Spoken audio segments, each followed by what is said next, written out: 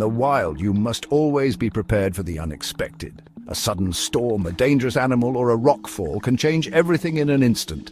The same is true for a country. Britain knows that the world is a dangerous place and threats can come from powerful nations. That is why it is creating a new set of survival rules, a secret plan to make sure it is ready for any fight. This isn't about small skirmishes in the desert anymore. This is about preparing for a full-scale conflict against an enemy with advanced weapons and a massive army. The old ways of thinking are being thrown out, and a tougher, smarter mindset is taking over. It's about survival of the fittest on a global scale. This new plan is called a Strategic Defense Review, and it's being developed right now in 2025. Think of it as a survival manual for the entire country. The first rule is that Britain must be able to stand on its own 2 feet. For too long, the country bought equipment simply because it was the cheapest option, even if it came from another nation. Now the focus is shifting. The government understands that relying on others can be a weakness in a real crisis. This new doctrine treats Britain's own defence industry as a vital part of national security, ensuring that the country can build and maintain its own tools for survival when the pressure is on. The core of this strategy is about being ready for high-intensity warfare. It's one thing to have a good map, but you also need to have walked the terrain. That's why the military is now doing something called war gaming with its industry partners. They're running simulations of massive wars, testing how quickly they can get ammunition, spare parts and food to the front lines. They're asking the tough questions. What happens if our supply ships are sunk? What if our factories are attacked? This is a direct lesson from the war in Ukraine, where logistics and supply chains have proven to be just as important as the courage of the soldiers fighting the battle.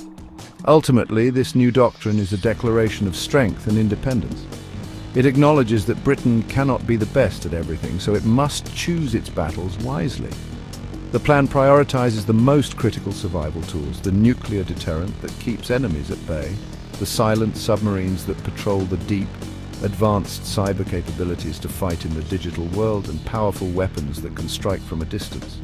By focusing on these key areas, Britain aims to be a formidable force, a nation that has the skills, the tools, and the unbreakable will to survive and win against any adversary, no matter how powerful they might seem. The battlefield in Ukraine has been a brutal, real-world classroom, and Britain is paying close attention to every lesson. One of the biggest lessons is about drones. These small, unmanned aircraft have changed the face of war. They are the new eyes in the sky, able to spot any movement from miles away. This means that old tactics, where soldiers would group together in trenches, are now incredibly dangerous.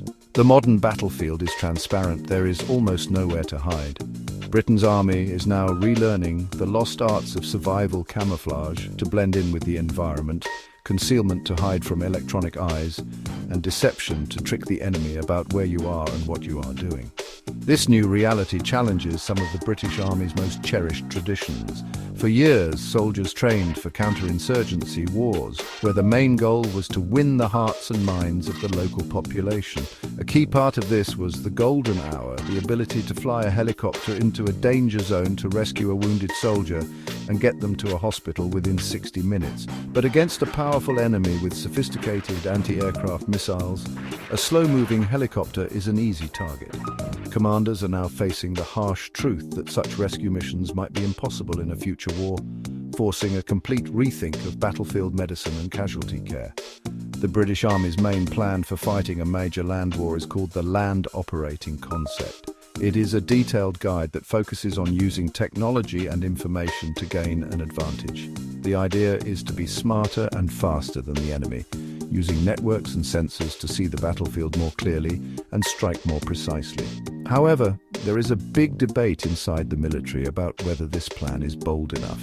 Some commanders, inspired by the incredible innovation shown by Ukrainian forces, argue that Britain needs to be even more radical. They believe technology must now be more important than tradition if they want to avoid getting stuck in a slow, grinding war of attrition. To win in this new environment, you have to be willing to adapt and leave old habits behind. This means questioning everything, even the basic structure of an army unit. For over 100 years, soldiers have fought in platoons and sections, but do these formations still make sense when a single drone can spot and target them? Britain is studying how smaller, more spread out teams connected by technology might be more survivable. It's a tough process, like shedding an old skin, but it is essential for survival.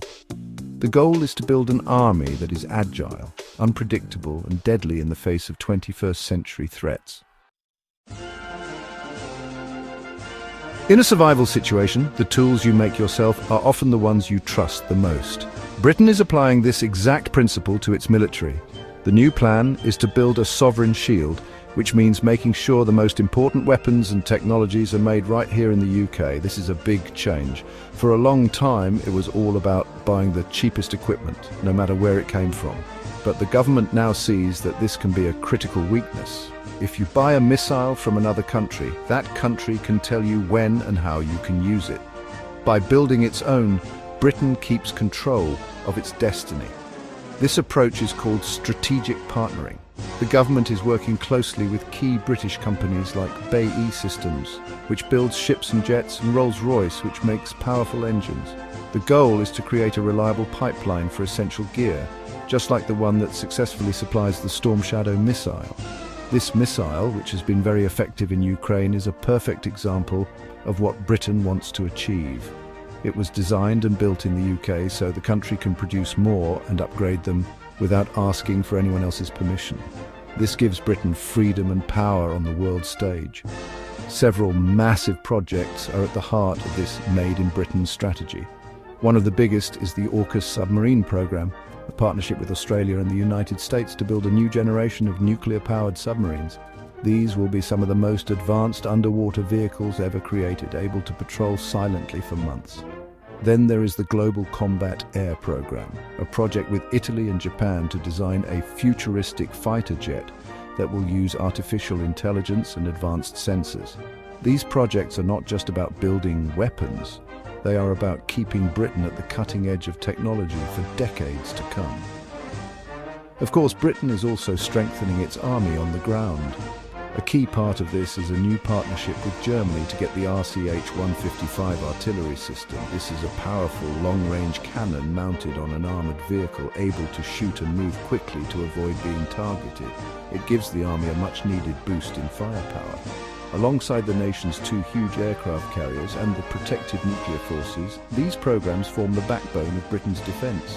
They are a clear signal to the world that Britain is investing heavily in the tools it needs to protect itself and its allies from any threat.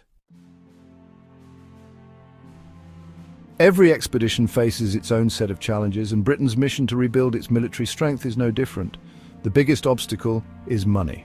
While the government has promised to increase defence spending, the military is currently facing a huge budget shortfall. The Ministry of Defence has calculated it is short about £17 billion for all the equipment it wants to buy over the next 10 years. This means tough choices will have to be made. It's like being in the wild with a limited supply of food. You have to ration it carefully and decide what is most essential for survival, knowing you can't have everything. This money shortage has a real impact on the soldiers, sailors and aviators on the front line. Much of the Army's current equipment is old and wearing out. Key vehicles like the Warrior Armoured Fighting Vehicle are decades old and in desperate need of replacement. The maintenance backlog is so severe that it creates dangerous gaps in capability. For example, there was a period in early 2025 where none of Britain's attack submarines were ready for deployment because they were all stuck waiting for repairs. This is a critical vulnerability, like having a shield but finding it has cracks in it when you need it most. Another challenge is the industrial base itself. While the government wants to build more in Britain, the country's defence industry has shrunk over the years. Many skilled workers have left and factories have closed. Rebuilding this capability takes time and a lot of investment. You can't just decide to build a new fighter jet overnight. You need engineers, technicians and specialised facilities. The government's new industrial strategy is designed to reverse this trend, but it will be a long and difficult journey. Like trying to grow a forest from a handful of seeds, it requires patience and a long-term commitment. Despite these daunting challenges, the will to adapt is strong. The new strategies and the focus on sovereignty are the first crucial steps on a long journey. Britain is waking up to the realities of a more dangerous world. The secret plans and new ideas are a map for navigating this treacherous new landscape. The road ahead will be tough, filled with hard decisions and financial pressures. But just like in any survival situation, a clear plan, the right tools, and an unbreakable spirit are what will ultimately determine whether you fail or you succeed. For Britain, failure is not an option.